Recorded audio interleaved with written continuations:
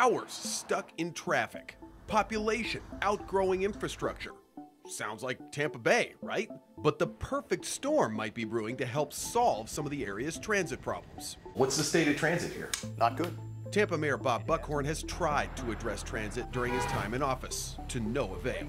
We've got to start thinking differently. If we don't do something and continue to just build roads as our only option, not only are we not going to solve the problem, we're going to get deeper and deeper into the problem. This area really spends less on public transit than any of the other major communities in Florida, and certainly probably in the United States. Ray Charamani recently resigned as executive director of the Tampa Bay Area Regional Transportation Authority, but he left one major unfinished project, a study meant to come up with a public transit system for all of Tampa Bay.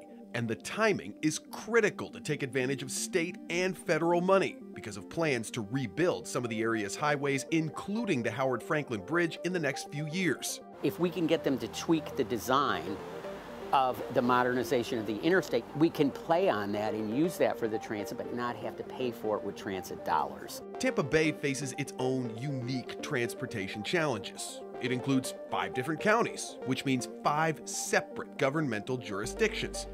Throw in the fact that we have 2 major metropolitan areas with 400 square miles of water in between them, and it becomes very hard to move people around efficiently.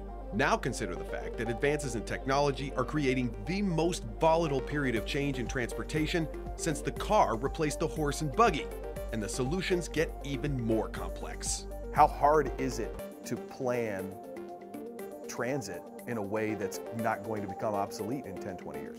And that's really the challenge that's facing the industry now, and everything's literally up in the air. This community will need to spend more money. These things are expensive. I get it.